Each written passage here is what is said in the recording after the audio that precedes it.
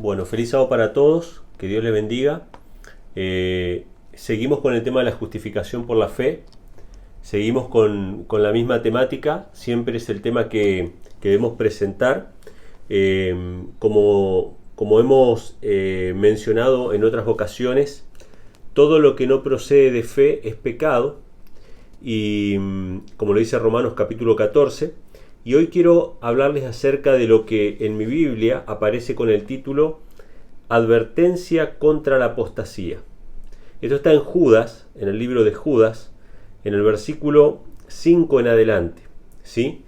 Recuerden, Judas es solamente un capítulo y vamos a leer desde el versículo 5 en adelante. Yo les quiero hacer una recomendación también, que ustedes cuando puedan, en su estudio personal, pueden leer Judas y Segunda de Pedro a la vez, y van a ver que es exactamente el mismo mensaje, cosas más, cosas menos.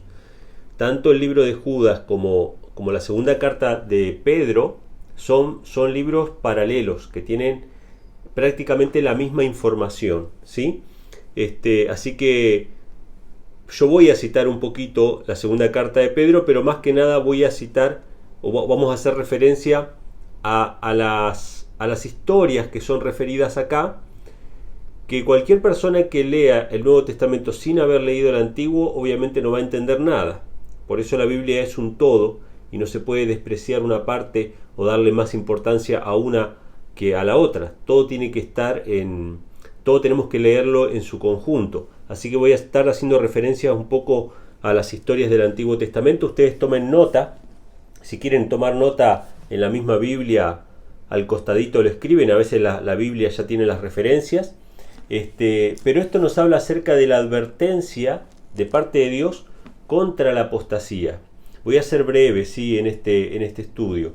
En la introducción del libro de Judas, en los versículos del 1 al 4, se nos habla acerca de que en el pueblo de Dios se han infiltrado personas encubiertamente.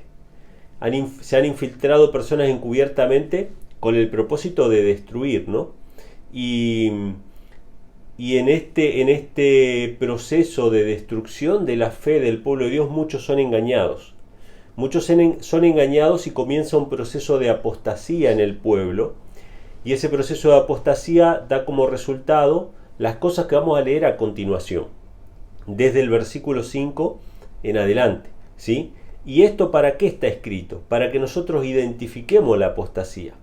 Es más, que la identifiquemos en nosotros mismos. Voy a tomar las palabras que dijo mi esposa hace un rato, ¿no?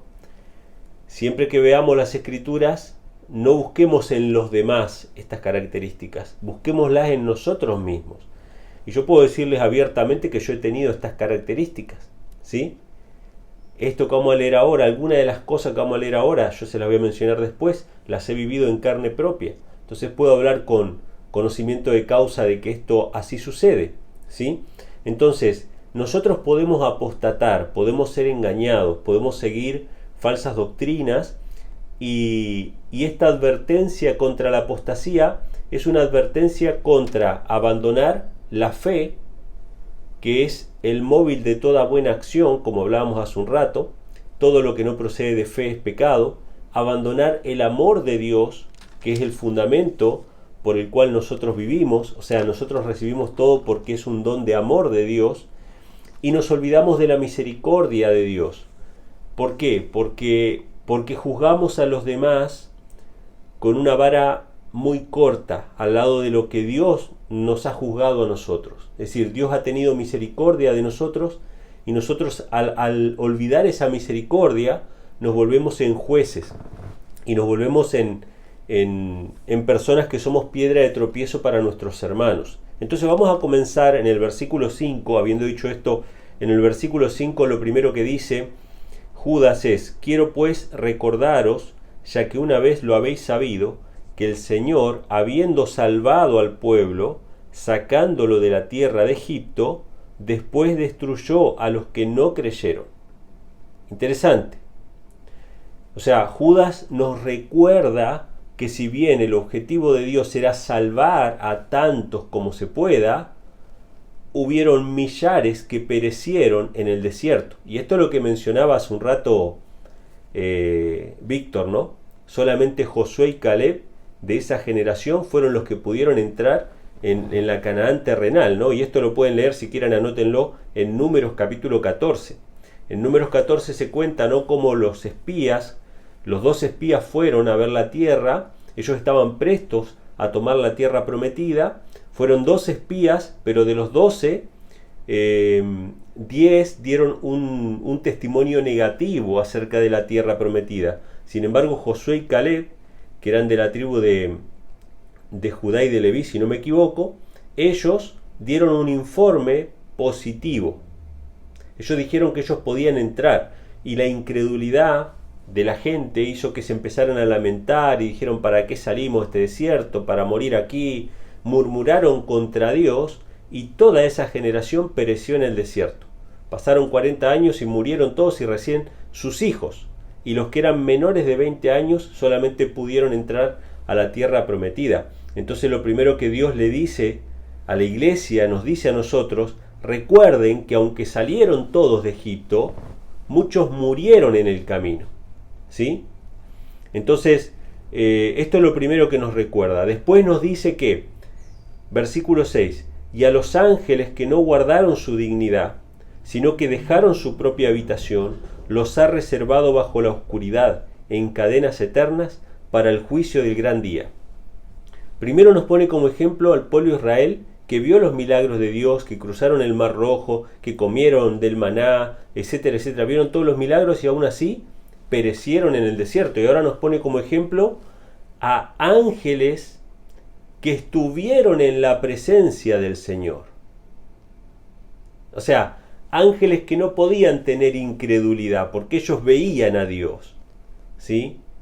Y la Biblia lo dice a esto, ¿no? Si quieren anotar Mateo 8:29, por ejemplo, cuando Jesús llega a la costa de los Gadarenos y salen los endemoniados, y estos endemoniados empiezan a decir: ¿qué tienes con nosotros, hijo de David, que vienes a atormentarnos antes de tiempo? ¿Por qué dice antes de tiempo?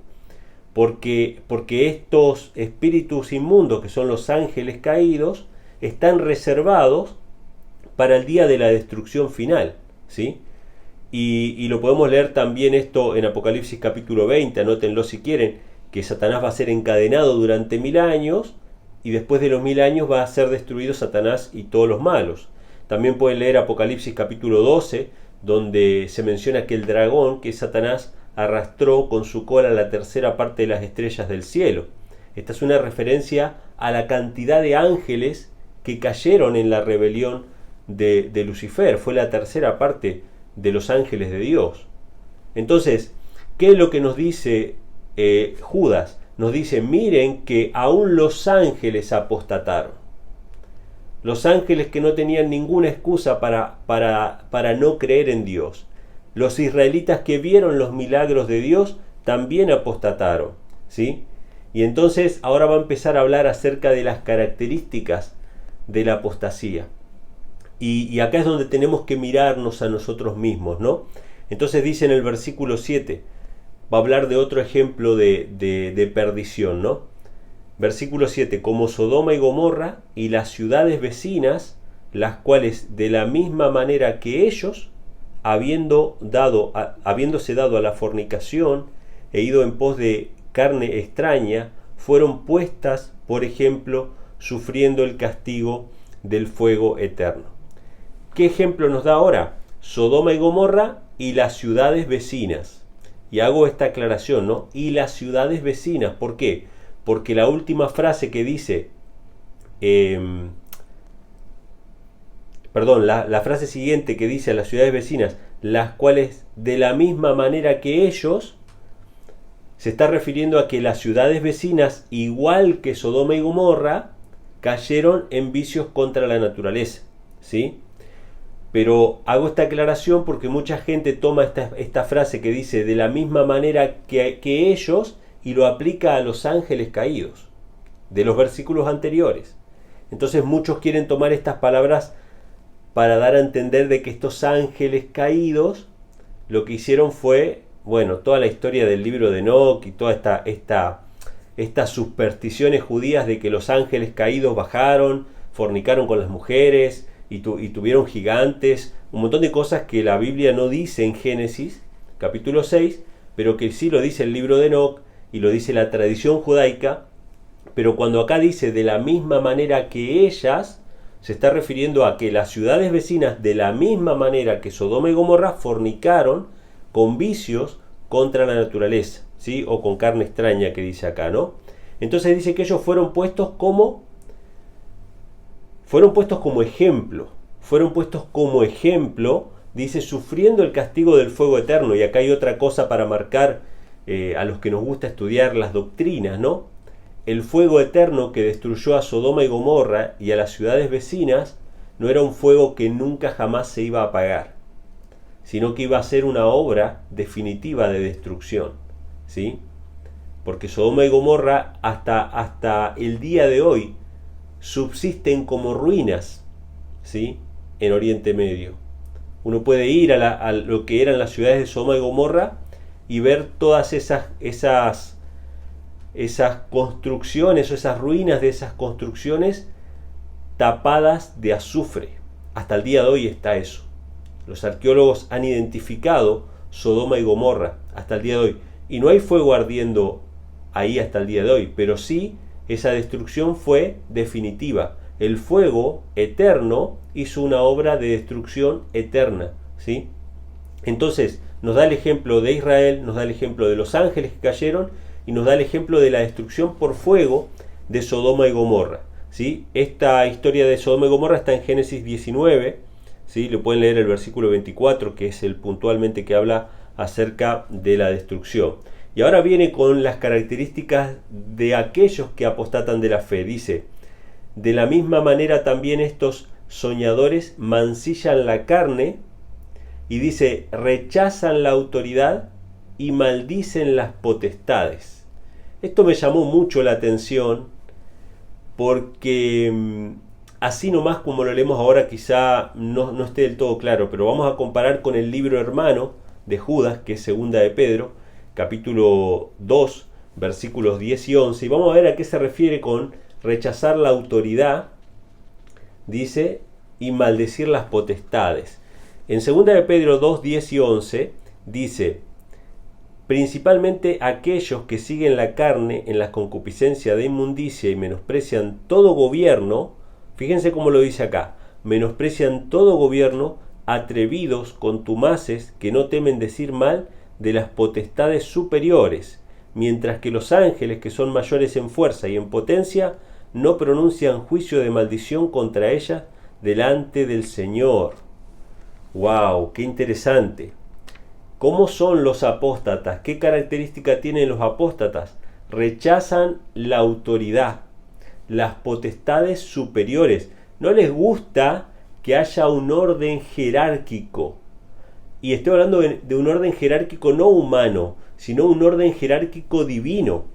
Esto trae muchas aristas, no la vamos a desarrollar todas acá. Pero si alguien viene, un hermano de mayor experiencia viene y me da un consejo a mí, y eso es parte de un orden jerárquico, porque la Biblia habla acerca de ancianos, ¿sí? De personas que tienen mayor experiencia, y viene un anciano y me da un consejo a mí, y yo lo rechazo porque no me gusta recibir nada de alguien que esté por encima mío. Interesante, ¿sí? Rechazan las potestades superiores, y cuando se presentan las doctrinas, por ejemplo, del orden jerárquico en el cielo, y la gente dice, no, pero ¿cómo Cristo va a estar por debajo del Padre? Eso es una locura. No les gusta que haya un orden jerárquico. Y cuando dice, no, pero las mujeres estén sujetas a sus esposos. No, ¿cómo va a ser eso? O sea, el espíritu de apostasía no soporta el orden porque Satanás no soportaba el orden. Porque Satanás en el cielo no quería ser el tercero. ¿Y eso qué era el tercero? O sea, estaba el Padre, le seguía el Hijo, y después arriba de todos los demás ángeles estaba Lucifer. Pero él no se contentó con eso. Interesante. Entonces cuando viene alguien y ustedes lo van a escuchar en las iglesias. No, porque acá todos somos iguales. Todos somos iguales y todos tenemos que definirlo democráticamente y todos tenemos que hacer así. Y cuando alguien viene y da un consejo, pero usted ¿quién se cree que es? ¿No? Interesante. Este es el espíritu de rebelión contra las autoridades o contra las potestades superiores. Obviamente que yo no estoy diciendo que hay que decir amén a todo. No estoy diciendo que hay que sujetarse a los hombres y seguir a los hombres ciegamente. No, nosotros no seguimos a los hombres ciegamente, pero estamos dispuestos a recibir un consejo. Estamos dispuestos a reconocer a los siervos de Dios. Estamos dispuestos a reconocer a nuestros ancianos, a nuestros mayores. Cuando la Biblia dice honra a tu padre y a tu madre, es un orden jerárquico. Y eso no tiene que ver con que nosotros sigamos ciegamente la religión de nuestros padres. No tiene que ver con eso, pero hemos de respetarlos porque hay un orden jerárquico que Dios instituyó. ¿Sí? Y cuando estamos frente a las autoridades que gobiernan, también hemos de respetarlo. Esta mañana escuchaba la escuela sabática de los niños, ¿no? Que estaban ellos estudiando la historia de Elías. Y se comentaba la historia de Elías con Acab, y cuando murieron todos los sacerdotes de Baal, y después Elías oró para que llueva, y era tanta la lluvia que no se veía el camino. Así que Elías se fue corriendo delante del carro de Acab. Qué tremendo eso, ¿no?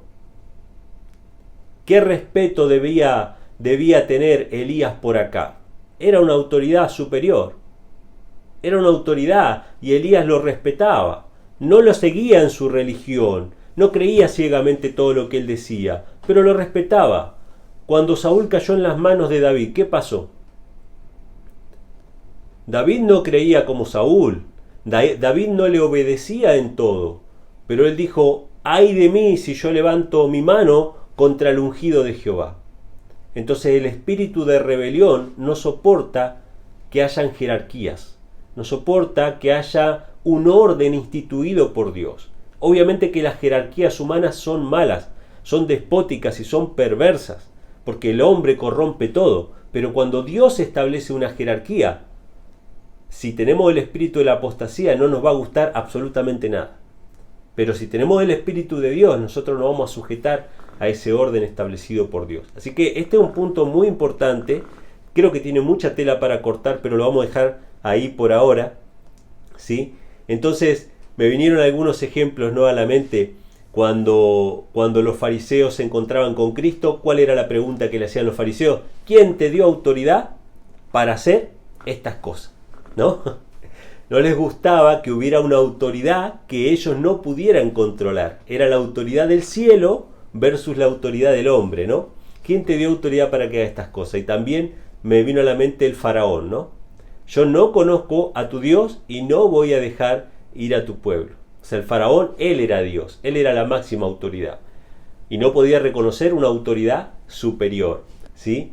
Pero bueno, vamos a ver esto que en el contexto de la iglesia tiene que ver con el espíritu de orgullo, ¿sí? Con el espíritu de no querer reconocer de que Dios obra por medio de otras personas, ¿no? Cuando Dios lo dejó ciego a Pablo fue escogido por Dios como un apóstol, pero él tuvo que ir y sujetarse a otra persona, que esa otra persona iba a orar por él para que él recibiera la vista, y esa otra persona lo iba a bautizar a él, ¿sí? Entonces esto tiene que ver con la humildad, ¿no? Con ser parte del cuerpo de Cristo y reconocer a Cristo como la cabeza. Y nosotros somos parte del cuerpo de Cristo, ¿sí? Y no podemos nosotros creernos más que los demás. Es más, debemos sujetarnos a los demás como si fuéramos menores que los demás. Eso también lo dice el apóstol Pablo, ¿no? Entonces dice que estos rechazan la autoridad, maldicen las potestades superiores, y ahora va a dar el ejemplo de Cristo. En Pedro nos daba el ejemplo de los ángeles, pero en Judas nos habla de el arcángel. El arcángel no es un ángel, porque si fuera un ángel no le diría arcángel. Y esto que estoy diciendo ahora, que parece un trabalenguas, es porque yo estoy grabando esto, ¿no? Y mucha gente me deja en los comentarios, no, pero Pero Miguel, el arcángel Miguel no es Jesús, porque Jesús no es un ángel, dicen. Pero la Biblia no dice el ángel Miguel, dice el arcángel Miguel, el jefe de los ángeles, ¿sí? Y si los ángeles no se atrevieron a proferir maldición, fíjense lo que dice sobre Cristo. Versículo 9. Cuando el arcángel Miguel contendía con el diablo, disputando acerca del cuerpo de Moisés, no se atrevió a usar juicio de maldición contra él, sino que dijo: el Señor te reprenda. Y si alguno tiene dudas sobre qué es Cristo, vayan a Zacarías capítulo 3, versículo 2, anótenlo si quieren, y van a ver que el que dijo estas palabras, Jehová te reprenda, y se lo dijo a Satanás, era el mismo Jehová, que está en Zacarías capítulo 3. O sea, Jehová, que era el Hijo de Dios, que heredó el nombre de su Padre, ¿sí? Este es Jesús, que fue a resucitar a Moisés, que fue a resucitar a su siervo, ¿no? Entonces, dice que nos pone como ejemplo, ¿no?, de Cristo. Los ángeles santos, inmaculados, no se atreven a proferir juicio de maldición. Cristo, el Hijo unigénito de Dios, no se atreve a proferir juicio de maldición. Pero los apóstatas, ellos son atrevidos. Ellos profieren juicio de maldición contra todo aquello que no les gusta, contra todo aquello que les parece que está mal. En vez de decir Jehová te reprenda, en vez de decir Señor, yo lo pongo esto en tu mano, no me permitas a mí juzgar, porque con el mismo juicio que yo juzgo, voy a ser después yo, ¿no?, juzgado. Entonces dice el versículo 10, pero estos maldicen las cosas que no conocen, y en las que por naturaleza conocen se corrompen como bestias brutas. Qué terrible, ¿no? Está la degradación, el resultado final de la apostasía es corromperse como bestias, dice, como bestias brutas. Y esto me recuerda siempre, ¿no?, que la degradación del hombre lo lleva a comportarse como los seres inferiores, los irracionales, como los animales. Y esto va a llegar a tal punto en el tiempo del fin que la gente va a recibir en su mano, ¿qué cosa? ¿La marca de qué? La marca de la bestia. De que ellos rechazan ser a imagen y semejanza del Creador y prefieren ser a imagen y semejanza de los irracionales. Y deslindar toda responsabilidad individual, ¿sí? Ellos prefieren reconocerse a sí mismos como bestias. De hecho, el gran argumento ateo del que rechaza a Dios y el que rechaza su ley, es que nosotros somos bestias, de que nosotros somos parientes de los animales, somos animales evolucionados, pero animales al fin. Entonces esta es la consecuencia inevitable. Imagínense tantos siglos antes, un par de milenios antes de que surgiera la teoría darwinista de la evolución, ya se escribía acerca de cuál era el resultado de rechazar a Dios, creernos nosotros mismos como animales, ¿no? Entonces dice que después vamos a buscar otro versículo para complementar, que es también en 2 de Pedro, capítulo 2, versos 20 al 21, que complementa esto que estábamos leyendo recién. ¿Cómo es que se llega a esta condición de considerarse animales?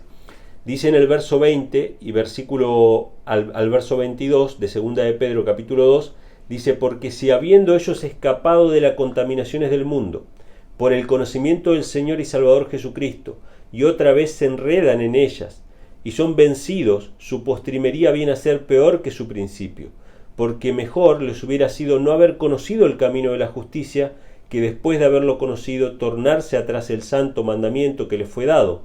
Pero les ha acontecido lo del verdadero proverbio: el perro volvió a su vómito y la puerca lavada a revolcarse en el cieno. ¿Por qué estas personas se convierten en animales irracionales? Porque se apartaron del mandamiento que recibieron después de haber conocido la verdad, ¿sí? Este es el estadio final de la apostasía, a lo que nos conduce la apostasía, ¿no? Entonces dice: ay de ellos, porque han seguido el camino de Caín, y por recompensa se lanzaron en el error de Balaam y perecieron en la contradicción de Coré. Esto es muy interesante. No me voy a explayar demasiado en esto, pero si tuviéramos que ver solamente este versículo, tendríamos que leer 3 historias concretas. Una se encuentra en Génesis 4, que es la historia de Caín y Abel, que la Biblia relata que Caín y Abel ambos llevaron ofrendas para Dios, pero Dios miró con agrado la ofrenda de Abel y miró con desagrado la ofrenda de Caín. ¿Por qué miró con agrado la de Abel y no la de Caín? Porque Abel llevó lo que Dios le pedía, por fe en la palabra de Dios, no por confianza en su propia sabiduría, sino por fe en la palabra del Señor, que el Señor pedía un animalito muerto. Y esto yo estoy seguro de que nos confrontaría a cualquiera de nosotros. ¿No será que a Dios le gustaría más un arreglo floral? ¿No será que a Dios le gustaría más algo vivo? Como por ejemplo frutas. Y yo le llevo lo mejor de mi huerto. Porque si Dios es un Dios de vivo, ¿por qué Él me va a pedir algo muerto? ¿No será que es una alegoría? ¿No será que es un ejemplo? ¿No será que en realidad yo tengo que llevarle lo que a mí mejor me parece? Pero Dios había pedido un corderito muerto. ¿Cuántos de nosotros estaríamos confrontados con esta duda existencial si estuviéramos en el mismo lugar de Caín y Abel? ¿Le llevo lo que a mí me parece o le llevo lo que Él me pidió literalmente? ¡Qué terrible! Pongámonos en esos zapatos. Yo, humanamente hablando, digo, yo le llevaría a Dios las frutas. De hecho, Dios nos creó para ser vegetarianos, así que le llevaría la fruta, no le llevaría el... Dios se complacería más con eso. Entonces, ¿cuál es el camino de Caín? Porque fíjense que a cada personaje se le asigna un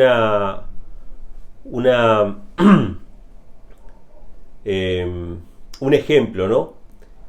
Lo de Caín es el camino de Caín. ¿Cuál fue el camino de Caín? El hacer lo que a uno le parece para Dios y no lo que Dios realmente pide. ¿Sí? Lo que a uno le parece. ¿Qué pasó cuando Saúl fue contra los ejércitos enemigos y Dios había dicho que no quede nadie, ni las bestias? ¿Qué pensó Saúl? No, pero vamos a preservar a las bestias para ofrecer sacrificio a Dios. Vamos a preservar al rey porque por ahí nos puede dar información o por ahí lo que fuera. ¿Y cuál fue la respuesta del profeta Samuel? Mejor que los sacrificios y las ofrendas es prestar atención, es obedecer, es seguir lo que Dios dice, ¿no? Por la fe, no por lo que ven nuestros ojos. ¿Sí? Cuando los discípulos estaban en el mar y estuvieron toda la noche, tiren la red. Pero no hay nada, pero por tu palabra, por la fe. Todo lo que no procede de fe, hermanos, es pecado. Por más bellas que se vean las frutas, por más buenas que sean para nuestra salud, si Dios no nos pidió eso, es pecado. Lo que no procede de fe es pecado. Entonces Dios miró con desagrado la ofrenda de Caín. Entonces dice que ellos se lanzaron y siguieron el camino de Caín, y después dice, como consecuencia, ¿no? Por recompensa se lanzaron en el error de Balaam. ¿Cuántos recuerdan la historia de Balaam? Está en Números 22, si quieren anotar para buscarla después. Balaam era un profeta. Dios le había concedido a un pagano, que no era del pueblo de Israel, ser profeta de él. Se lo llamaba el vidente. Dios le hablaba directamente a él. Dios le dio el don de comunicar su voluntad. Y cuando un rey pagano quería maldecir a Israel, lo mandó a llamar para que lo maldijera, y Dios le dijo que no, que él iba a bendecir a Israel, que no vaya con el rey. Y sin embargo él, por el lucro, por la recompensa, por el amor al dinero, decidió hacer su propia voluntad. Entonces tenemos acá el ejemplo de Caín, que hizo su propia voluntad porque a él le parecía. Tenemos el ejemplo de Balaam, que hizo su propia voluntad porque a él le convenía, porque él quería una ganancia. y después dice que perecieron en la contradicción de Coré. Y acá tenemos otra historia. ¿Quién fue Coré? Esto está en Números capítulo 16, después pueden leerlo tranquilamente. Pero Coré, Datam y Abiram fueron familias o jefes de familias que se juntaron en contra de ¿quién? En contra de las potestades superiores, en contra del siervo de Dios, y dijeron: basta ya, basta ya. ¿Acaso no somos todos santos? ¿Acaso no somos todos? ¿Acaso no todos no tenemos el Espíritu de Dios? ¿Acaso Dios no está con todos nosotros? ¿Por qué tenemos que seguir tus indicaciones? Estamos cansados. Nos sacaste a este desierto para morir acá. Así que de ahora en más, cada uno va a ser su propio jefe. Dios no te está usando a vos exclusivamente, me puede usar a mí, puede usar a cualquiera. Basta ya. Maldijeron a las potestades superiores, porque a Moisés y a Aarón no se pusieron ellos mismos. Ellos no querían estar ahí. Moisés, cuando Dios lo mandó, dijo: manda a otro, no tengo ganas de estar con este pueblo. Pero Dios los escogió a ellos. Y Coré y Datán contradijeron abiertamente. La historia ustedes la conocen. Moisés no respondió palabra, se fue y se arrodilló delante de Jehová. Se fue y se arrodilló. Es como que Moisés dijo: yo no quiero pelear, yo no quiero tener problema. Mirá lo que se generó. Fue y encomendó el asunto a Jehová. Que Jehová te reprenda, oh Satanás. Él no profirió maldición. Él fue y lo puso delante de Jehová. Y Jehová le dijo: córranse todos. Apártense de las tiendas de Coré, Datam y Abiram. Córranse, no toquen nada. Y ustedes conocen la historia. El que no la conoce la va a tener que leer. Entonces dice que estas fueron las consecuencias de la apostasía. Y estos son los frutos que se ven de la apostasía, ¿sí? Que es el espíritu de Satanás manifestado en los miembros de la iglesia. Y yo viví esto, hermanos. Yo viví esto. Entonces dice, versículo 12, y esta es la parte final, la parte más práctica, la parte más visible, lo que más vamos a ver recurrentemente en la iglesia. Y no lo apliquemos simplemente a otros, apliquémoslo a nosotros mismos.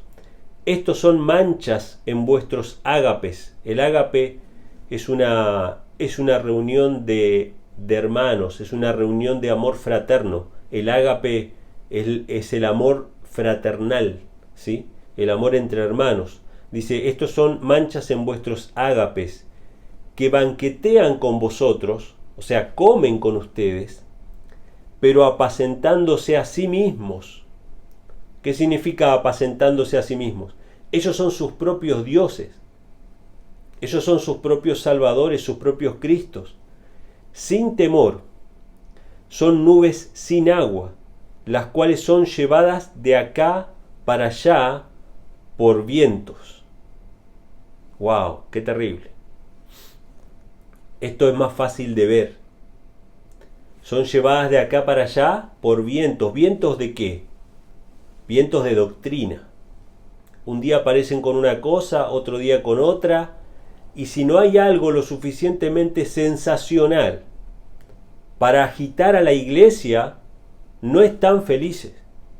Porque lo que no llene el amor de Cristo, lo que no llene nuestra fe en Él y su misericordia que se renuevan cada día, lo va a llenar cualquier otro sentimiento de excitación.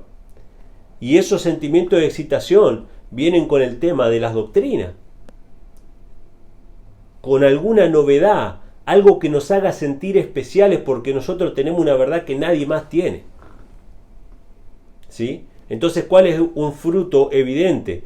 Sino que son llevados, dice, por todo viento, dice, árboles otoñales sin fruto, 2 veces muertos y desarraigados. Y acá viene la evidencia más visible. Árboles sin fruto. El amor, el gozo, la paz, la paciencia, la benignidad, la bondad, la fe, la mansedumbre, la templanza, no se ven en el carácter de esa persona. No hay fruto. ellos se reúnen, comen, predican, trabajan, traen doctrina constantemente, son llevados de acá para allá. No les gusta que otra persona le dé un consejo, no les gusta que otra persona, no les gusta el orden, no les gusta la jerarquía, no les gusta esto, aquello, ¿sí? Pero no tienen fruto. No están los frutos del carácter. La única cosa que nos vamos a llevar al cielo, porque en el cielo nosotros vamos a aprender doctrina. En el cielo se nos va a revelar más de la verdad. Los que murieron sin conocer la ley de Dios, en el cielo van a recibir la ley de Dios. Las naciones paganas o los integrantes de las naciones que hubieran sido salvas, esto está en Isaías capítulo 2, van a ir a Jerusalén, al monte de Sión, a escuchar la ley de Jehová. Siempre vamos a estar aprendiendo doctrina, pero lo único que nos habilita a nosotros, que es la idoneidad para el cielo, es tener el carácter de Cristo. Son los frutos, ¿sí? Entonces a veces nos preocupamos más por las otras cosas que por los frutos. Entonces termina esta descripción, no voy a leer todo lo que habla, pero sí me gustaría ir a la conclusión. ¿Por qué? Porque Dios nos llama a no ser esto. Y Dios nos llama a no ser esto a los que somos o fuimos esto. Porque ¿para qué lo va a escribir si no hubiera esperanza ya, no? Si ya no hubiera remedio, ¿para qué lo leeríamos? Pero gloria a Dios que justamente Él lo escribe para que no seamos esto, para que escapemos de esto, para que si lo somos o si lo fuimos, no volvamos a caer en esto. Y entonces en la conclusión, en el versículo 20 dice: pero vosotros, amados, edificando sobre vuestra santísima fe, todo lo que no procede de fe es pecado. Si no hay fe en lo que hacemos, si no hay confianza en la sangre de Cristo, si no está Cristo como mediador de todo lo que hacemos, todo lo que hagamos va a ser pecado, va a ser obras como trapos de inmundicia, como lo dice la Biblia, ¿no? Entonces dice: edificando sobre vuestra santísima fe, orando en el Espíritu Santo, conservaos. ¿Dónde nos vamos a conservar? En el amor de Dios, esperando la misericordia de nuestro Señor Jesucristo para vida eterna. La fe, el amor, la misericordia es lo único que nos va a preservar de caer en la apostasía. Estas son las palabras de Judas, la advertencia contra la apostasía dentro de la iglesia, con varios ejemplos bien gráficos, y espero, hermanos, que nosotros podamos preservar en eso, ¿no? En la fe, en el amor de Dios, la fe en Cristo, ¿no? En el amor de Dios, y confiando en que Él es misericordioso para con nosotros, para preservarnos de esta condición. Que Dios les bendiga y que tengan feliz sábado.